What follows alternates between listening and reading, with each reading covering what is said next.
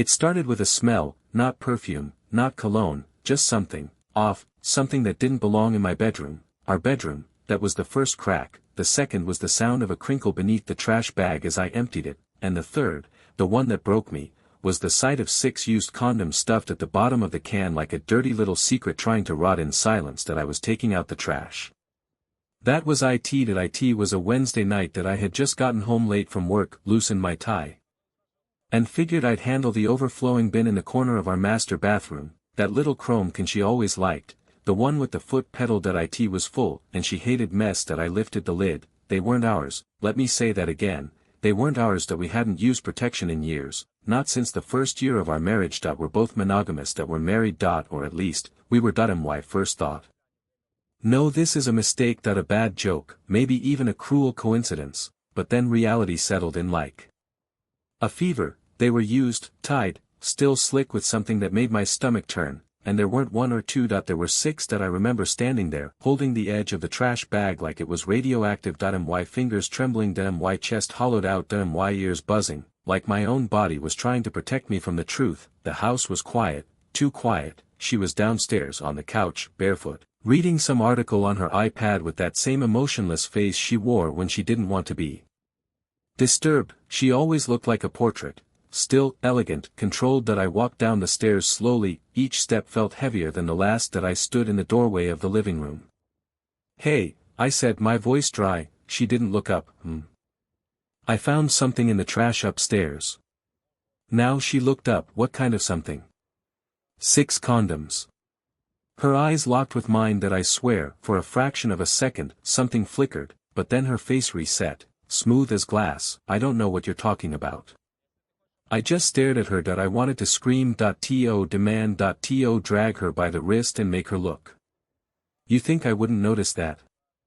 I said, my voice sharp now. "You think you could just dump them and I'd what? Carry on with my week?" She exhaled, slow. "Look, if you found something that made you uncomfortable." "Uncomfortable?" I snapped. 6 used condoms in our bedroom, in our trash, and that's your word for it, uncomfortable. She set the iPad aside, crossed her legs. Suddenly, she looked, almost amused. "What if," she said carefully, "we stopped pretending that monogamy works for everyone?" That stopped me cold. "You're saying you did this, and now you want to, what, open the marriage?" "I'm saying I've felt constrained for a long time, and maybe if we—" No, the room spun. My mind jumped between disbelief and rage. This wasn't some college couple negotiating boundaries. This was our home, our marriage, and she had made it a playground for strangers. "You've been bringing them here?" I asked, quieter now, "to our bed?" She didn't answer. "Tell me the truth." She looked away. "Does it matter?" I didn't sleep that night. I sat in the dark at the kitchen table, replaying every moment from the last 3 months, every business dinner. Every time she turned her phone face down, every time she said she was just tired. My wife, this ice-cold unreadable woman I'd built a life around, had lied to my face and turned our bedroom into a crime scene of betrayal, and the worst part, I still didn't know who, but I was going to find out, and when I did, I wouldn't confront her enraged. I wouldn't scream. I'd build a case, because this wasn't just about betrayal, this was war. The phone was unlocked. She always left it on the nightstand, screen down, like it was some innocent habit, but that night, the night after I found the 6, she forgot. Or maybe she just didn't care anymore. She was in the shower, steam drifted down the hallway like smoke from a quiet fire. I stared at the glowing rectangle on her side of the bed. My thumb hesitated, and then I tapped. Messages first, nothing, just threads from coworkers, a few group chats, 2 clean photos next up. That's where it lived, in a hidden album, labeled work. Ironic, there were videos. 3 of them. I don't know why I pressed play on the first one. Actually, I do, because I needed proof that I wasn't insane, that I wasn't inventing this nightmare in my head, that I wasn't, as she so often implied, projecting my insecurities.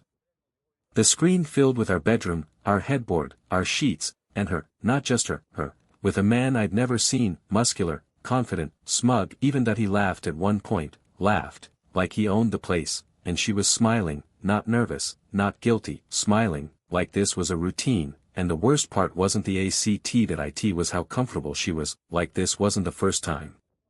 Like it wasn't even a big deal. The second video was from a different angle. The third, I stopped halfway through. My hands were shaking.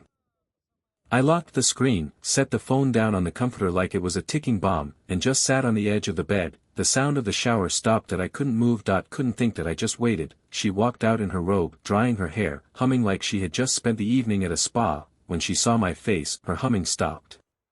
You watched it. No denial. No panic, just a quiet observation. That I stood up slowly. In our bed, I said that my voice barely held together. You filmed yourself that I in our bed. She didn't flinch. It's not what you think, she said calmly, reaching for a towel. That I laughed, short, bitter. Really? Because it looks exactly like what I think. She met my eyes, her expression unreadable. It was physical, she said. Just that, physics, biology. Don't twist it into something it's not. I stared at her. You think this is science? She sighed, annoyed. Now you're blowing this out of proportion. Proportion, Emily, you recorded it. On your phone. On our sheets.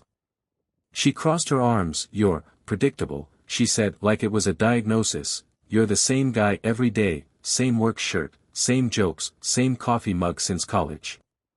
Something broke in me. So that justifies this? You wanted excitement, so you brought some stranger into our house and made a home video? She didn't answer. Who is he? I demanded. She gave a small shrug. Does it matter? I stepped back, chest burning. You're sick, I whispered. You don't even feel guilty, do you? Guilt is a cage, she said, and I've been in one long enough. I shook my head. This wasn't the woman I married, this was someone else, someone colder, calculated. You could have just left, I said quietly. You didn't have to bury a knife in my back while you smiled to my face. Her voice was still calm, almost pitiful. You wouldn't have understood.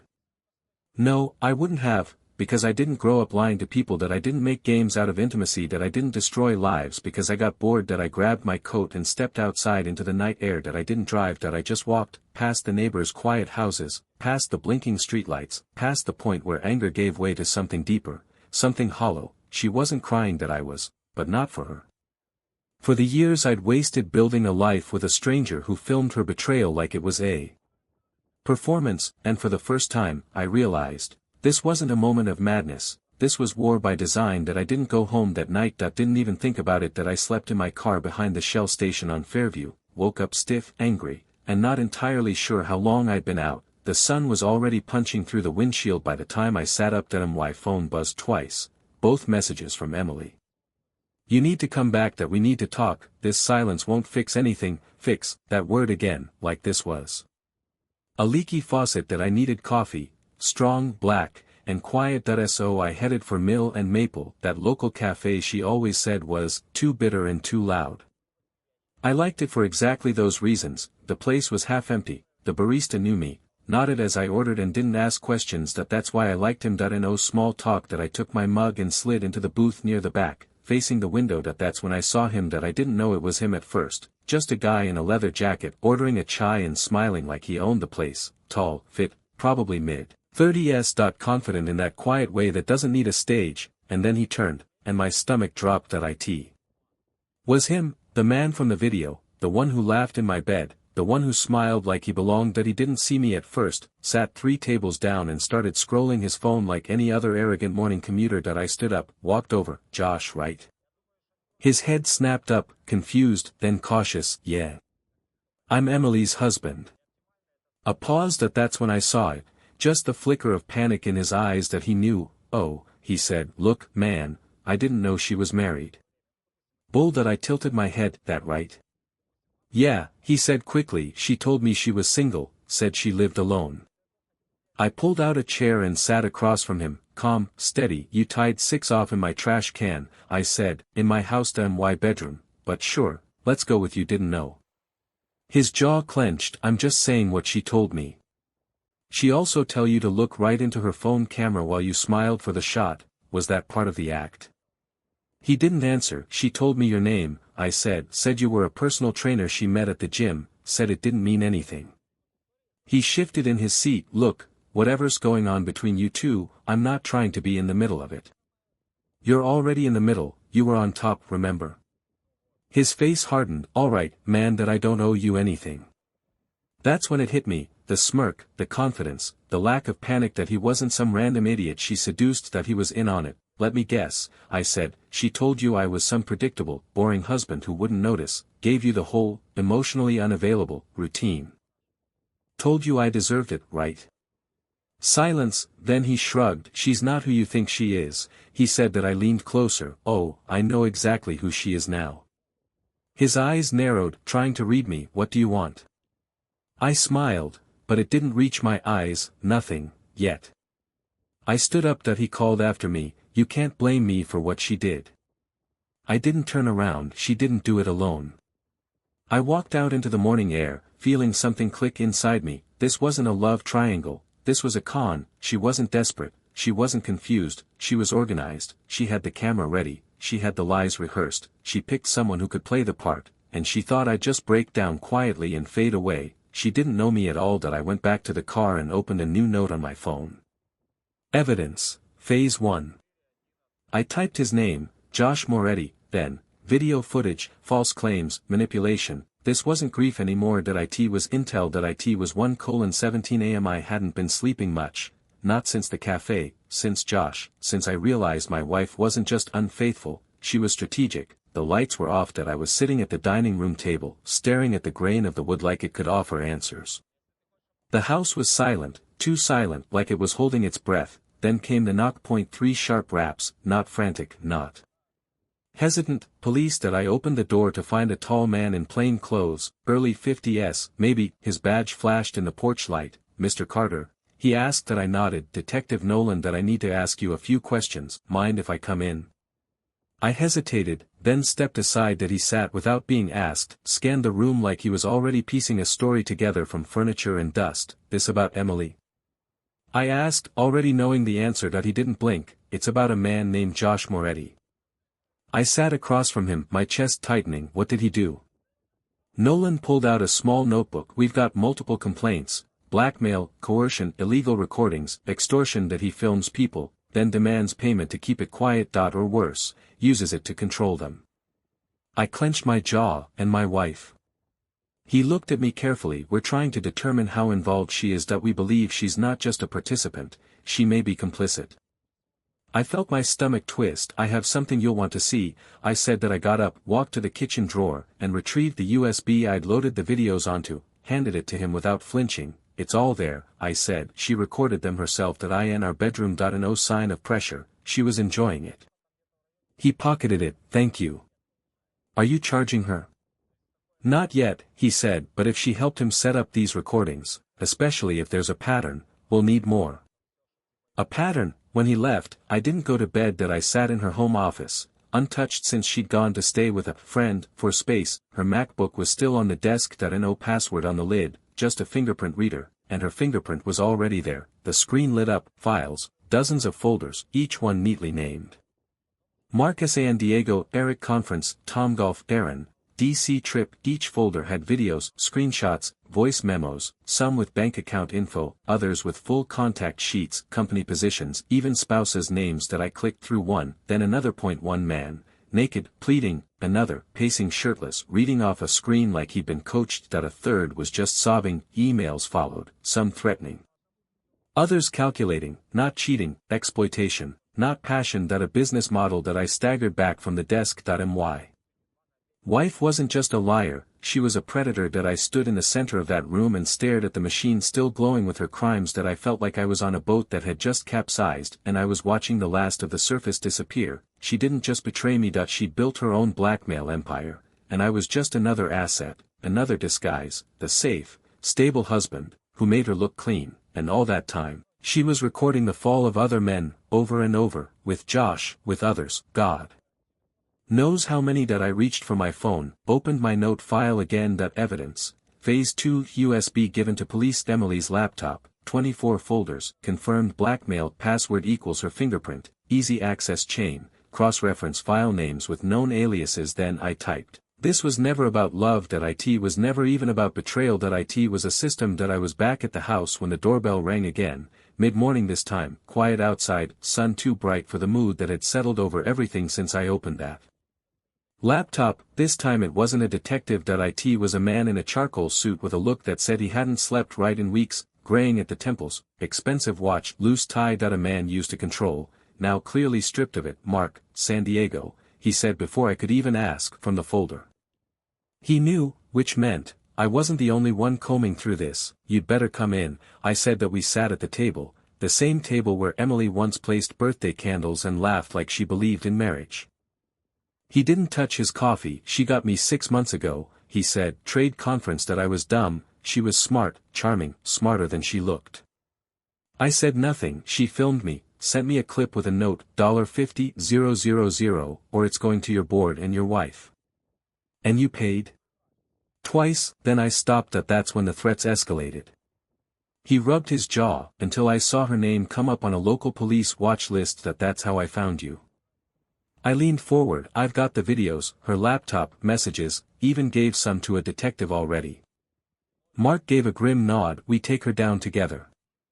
That afternoon, I did what any man does when he's ready to stop being a victim. I called a lawyer, not just any lawyer. A name that had floated through whispers in local forums and divorce blogs, Lenora Pike, former prosecutor, reputation for ripping holes in falsehoods and smiling while she did it. When she picked up, she didn't waste time. Do you have hard evidence? Yes. Is she still in contact with the man in the videos? No, she's gone underground, but I have names, files that I need this airtight. I'll handle it, she said. Send everything, and don't confront her again until I say. That night, I called Emily anyway, and recorded everything. She didn't know. She answered like I was still the same version of myself, the husband who couldn't see the storm even as the windows shattered around him. I need to ask you something, I said, calmly, about the videos, about what's on your laptop. She sighed. You weren't supposed to look. That was all I needed. Those men, did they know you were recording them? A pause. Not all of them. And the money, the threats? Are we really doing this right now? She snapped. You don't know the pressure I've been under. I kept my tone flat. Just answer. Her voice shifted, colder. Some of them paid willingly, others needed encouragement. Josh helped. He facilitated. He had connections. IT was a system efficient. A system, her words, not mine. I ended the call, transcribed the audio, uploaded it to Lenora. Mark and I met again the next morning in a rented office space, neutral ground. He brought 2 more men. One of them had nearly lost his job over a rumor his wife still didn't know was true. Another had sent money through untraceable apps. Both pale, both furious. They weren't just victims, they were proof. The web was unraveling, and we were the ones pulling the threads. I opened a manila folder on the table and slid a copy of Emily's directory across the surface. This is what she built, every name, every file, every weapon she's used. They studied it like blueprints to a prison they'd all been locked inside. What's next? One of them asked. I looked at the window out at the city we'd all once moved through like it was safe. Now it was our battlefield. Now, I said, we expose her.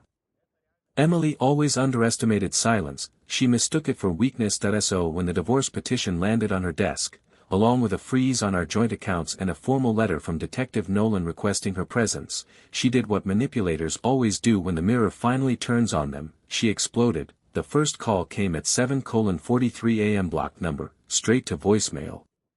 You think freezing the money makes you powerful? You think I'm scared of some lawyer? You're pathetic, Carter. This isn't over. Then she showed up at my office, hair perfect, voice shaking, eyes wild. She stormed past the receptionist like she owned the place, right into the bullpen. Coworkers froze, phones stopped ringing, everyone stared. There you are, she said loud enough to draw eyes from every desk. I stood slowly, keeping my voice steady. You need to leave. You smug little fraud, she hissed. You think you can play victim now, after what you did to me? Security was already moving. I waved them off. She came closer. You want everyone to see me as the villain, she said, but you were never innocent. You were cold, you were distant. I gave you everything. Stop. My voice cut through the noise, and somehow, she did. I leaned in. You gave me lies, I said, but I gave them to someone who actually knows what to do with them. Her face flickered, then she smiled, cruel and practiced. You really think the police will believe you, when I tell them what really happened?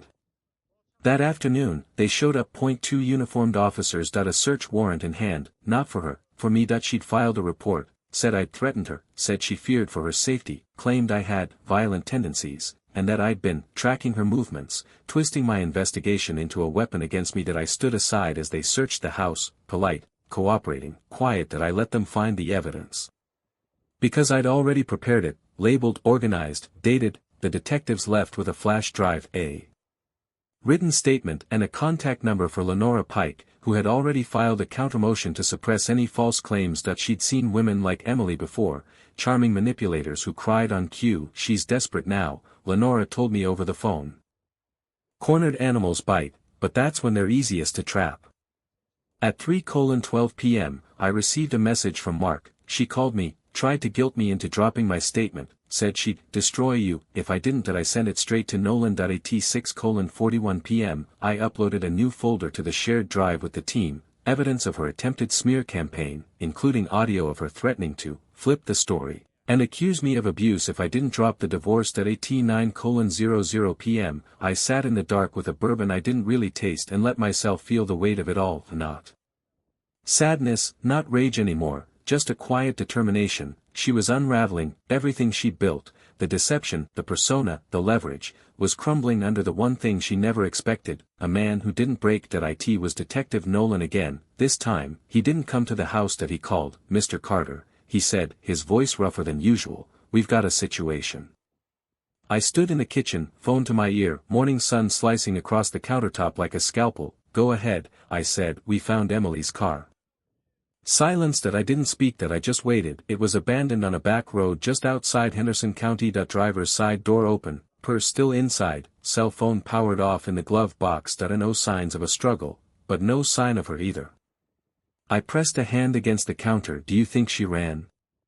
He didn't answer right away. "We don't know. No confirmed sightings. No new credit activity. No passport usage. Could be she fled, could be something else." I heard the unspoken words beneath his breath. Or someone caught up to her. The investigation slowed. The case against Josh collapsed when he skipped town. Emily's laptop and the confessions she left behind had been enough to start legal action. But now that she was gone, the trail cooled fast. The DA wanted a clean suspect, and without a face to confront in court, the media lost interest. Mark stopped responding to texts. I don't blame him. The other men, the ones whose names I'd memorized from those folders, mostly wanted to forget. The shame was too heavy, too radioactive. They buried it and moved on, if moving on was even possible. But me, I stayed exactly where I was, not because I couldn't leave, but because I had to sit with it. Some nights, I still check the front porch, not because I expect her to show up, but because part of me thinks she never really left. Her presence is still stitched into the corners of the house, the faint scent of her old shampoo in the hallway, a half-used lipstick in the bathroom drawer, one red heel left under the bed like a cruel signature. But she's gone, and no one knows if she ran, or if someone made sure she wouldn't talk again. Maybe that's what she wanted. To vanish before the truth fully collapsed on her, before the wolf she once controlled decided to bite back. Or maybe she staged it all, one last manipulation, the perfect escape. Either way, the message was clear. She was never coming back. I sat on the back porch last night, same hoodie, same bourbon, same quiet. The house was still. I should feel something like relief. Instead, I feel nothing. No more rage. No more obsession, just silence, like the storm finally passed and all that's left is debris and sky. My wife is gone. My marriage is ashes. But I'm still here, breathing, free, and that's something, even if it feels like nothing at all.